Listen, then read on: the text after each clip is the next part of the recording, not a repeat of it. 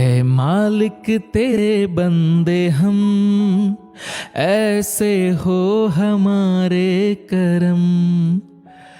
घर पर तेज आवाज में रेडियो पर बज रहे गाने की आवाज को सुगंधा ने कम कर किसी से पैसों की बात कर रहे अपने पति की आवाज को कान लगाकर सुनने का प्रयास किया। देखिए लाला जी, मुझे पैसों की सख्त जरूरत है। आपसे जो भी लेन देन चलता है उससे भी 1% ब्याज ज्यादा देने को तैयार हूं। मोहन शायद किसी लालाजी को मनाने का प्रयास कर रहे थे। अब की बार सुगंधा ने रेडियो की आवाज बिल्कुल बंद कर अपने कान मोहन की बातों की तरफ लगाए। अब क्या बताऊं लाला जी, क्या जरूरत आ पड़ी है? आप तो जानते ही हो, लॉकडाउन हो गया था। अब अनलॉक हुआ भी तो धंधा ना के बराबर है, इसलिए पैसों की दिक्कत हो रही है। धंधा जल्द ही रफ्तार पकड़ेगा, फिर सारा पैसा ब्याज समेत चुका दूंगा। आपको भरोसा नहीं है मुझ पर? मोहन के स्वर याचना में बदल रहे थे। ठीक है, आप जमानत के तौर पर मेरी गाड़ी के कागज रख ले। सुगंधा की सांसें अब तेज हो चली थी। 40 लाख की गाड़ी है, उस पर आप 20 लाख भी नहीं दे पाएंगे।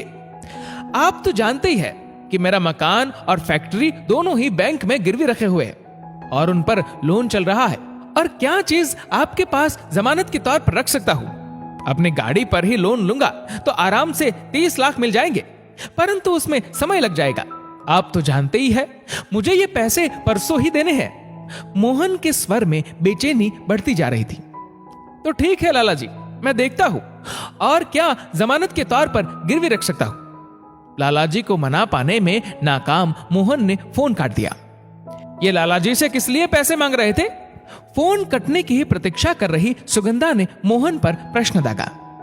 तुम तो जानती ही हो सुगंधा, परसों 1 तारीख है और अपने वर्कर्स को वेतन देना है। लॉकडाउन की वजह से कहीं से पेमेंट नहीं आ पाई, इसलिए लालाजी से उधार ले रहा था। लालाजी भी बड़े सज्जन आदमी निकले। वर्कर्स को पेमेंट की बात सुनकर ब्याज भी 2% कम ही लेंगे, परंतु जमानत के लिए कोई सामान कीमती चाहते हैं। मोहन ने पूरी बात सुगंधा को बताई। तुम भी बड़े अजीब हो।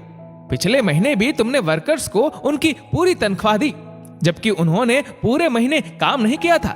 और अब तो पूरे महीने ही फैक्ट्री बंद रही, फिर भी तुम उन्हें पूरे महीने की तनख्वाह देने की तैयारी कर रहे हो, और वो भी ब्याज पर लेकर।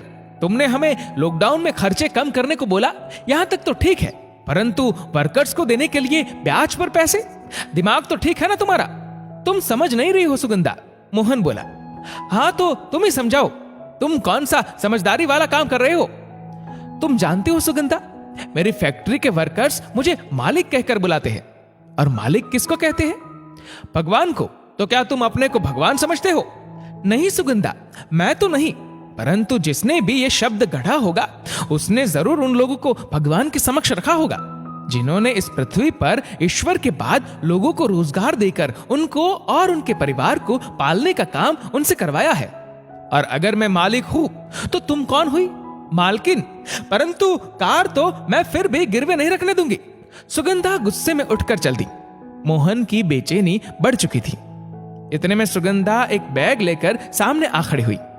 ये लो मोहन, यदि तुम मालिक होने का फर्ज निभा सकते हो तो मुझे भी मालकिन का फर्ज निभाने दो।